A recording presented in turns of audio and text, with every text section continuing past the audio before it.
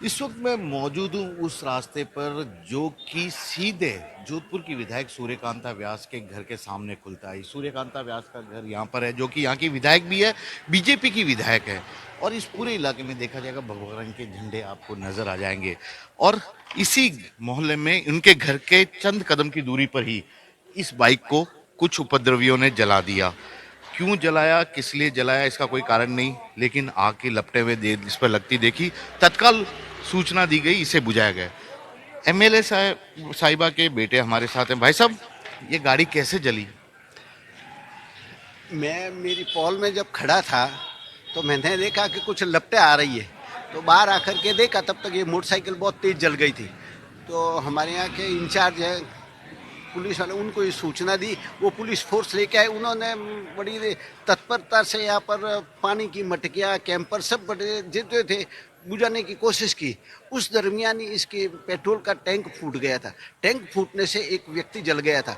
फिर पुलिस वालों ने तत्परता दिखाते हुए उस व्यक्ति को हॉस्पिटल ले गए। लेकिन एक बात है, कल रात से जिस तरह का माहौल है, क्योंकि सौचती गेट कुछ कदम की दूरी पर ही है, जिस तरह का माहौल है, जालोरी गेट आपका कुछ कदम की दूरी पर ही है, यहाँ पे भी नारेबाजी हो रही थी, उससे आप शायद डरे हुए परेशान भी थे, पुलिस को सूचना भी देना चाह रहे थे। हाँ, देना चाह रहे थे। हमारे घर के बाहर से ये नमाजी निकले थे तो बड़ा हुड़दंग कर रहे थे हमारे घर के बाहर। आज सुबह की बात है। सुबह की बात, नमाज पढ़ के आने के बाद मैंने तो मुझे कुछ संशय तो हो गया था कि कुछ अनहोनी हो सकती है, और वही हुआ। आप क्या चाहते हैं, क्योंकि आपके शहर को किसी की नजर लग गई, आपको नहीं लगता है? लग गया। मैं रनिंग 67 हूँ, 67 साल का हूँ। मैंने 67 साल के अंदर ये पहली बार ये यहाँ पर शांति भंग हुई हुई देखी है। बाकी हमारे यहाँ तो हिंदू मुस्लिमों का बड़ा भाईचारा रहता है, बड़ा प्रेम भाव रहता है, कभी ऐसी कोई नहीं हुई।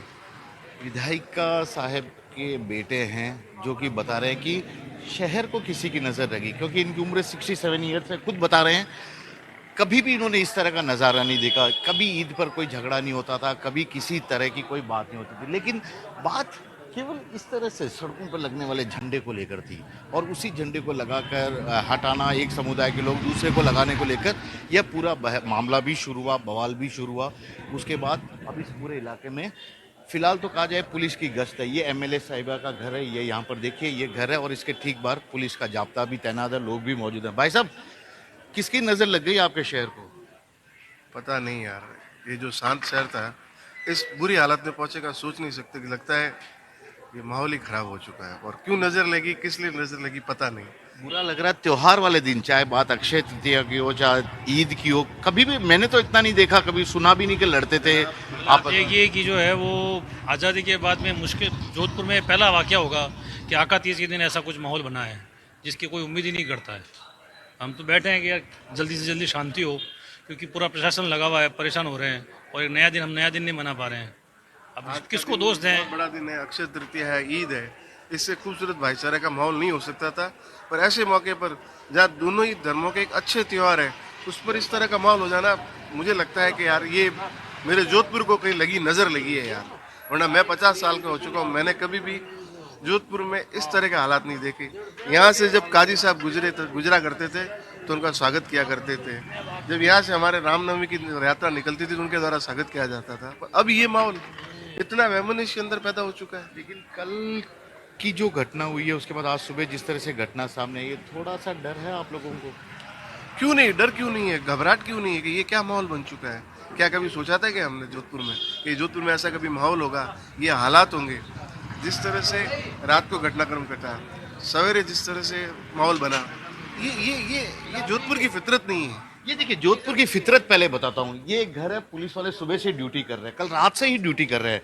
इन लोगों के लिए चाय पानी का बंदोबस्त भी परिवार के लोगों द्वारा किया गया है। इस तरह का भाईचारा जोधपुर में मिसाल आपको हर जगह देखने को मिलती थी, लेकिन लगता है इस खूबसूरत सूरी नगरी को किसी की नज़र लग गई है।